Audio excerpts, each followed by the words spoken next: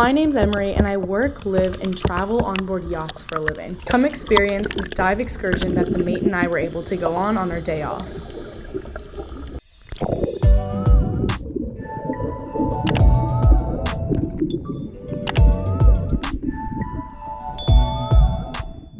From November to April, exactly 5 months, we traveled throughout the Caribbean islands, hosting both boss trips and charters on the yacht that I work on. In between boss trips and charters, there were some weeks where we had a good chunk of time to explore the islands we were docked at. In St. Lucia, we were able to go and dive at the base of the pitons. The mate and I have our dive certifications, so we searched for a company that takes us to an infamous dive the captain kept telling us about, Superman's Flight. There was a total of 4 of us, one being the guide, and the one other guy who was with us was a big diver that was visiting from the UK. He told us that he's actually done this dive quite a few times. Truthfully, this was one of the fastest moving dives I've ever done. It is classified as a drift dive, which means that there's such a strong current, you technically don't even need to move your fins. The current will drift you throughout the dive. I've never done a drift dive, and neither has the mate.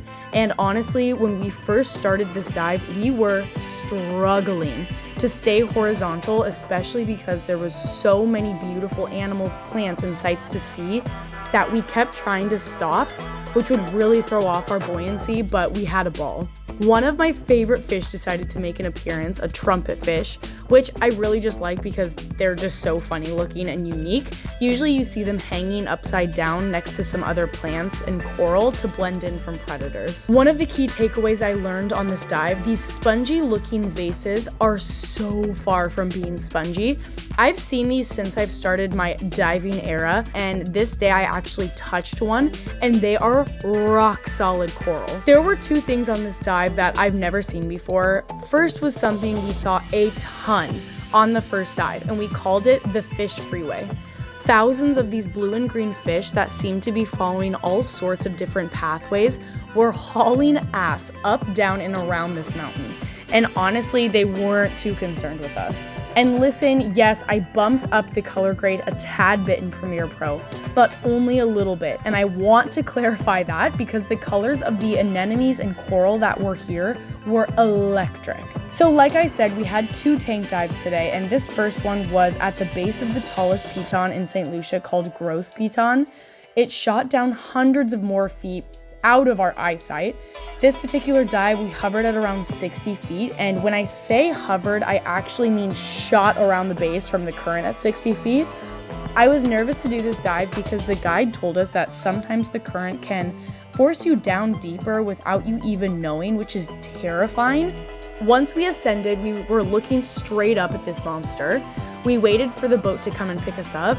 Straight into the second dive. This dive was going to be a bit shallower at around 40 feet, and I loved this dive so much. Don't get me wrong, the first one was incredible, but I really like to stop and look at fun animals or plants that I find, and with a drift dive, it was just quite difficult to say the least.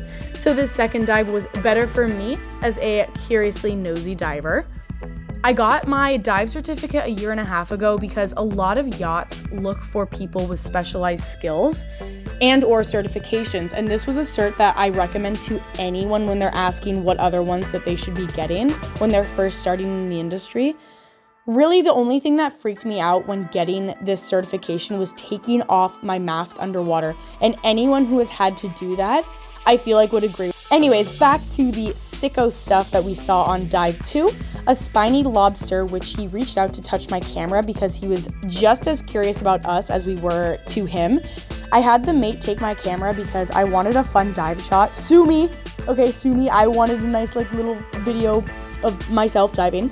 But he did such a good job that he didn't realize he was moving down and almost ran into the ocean floor.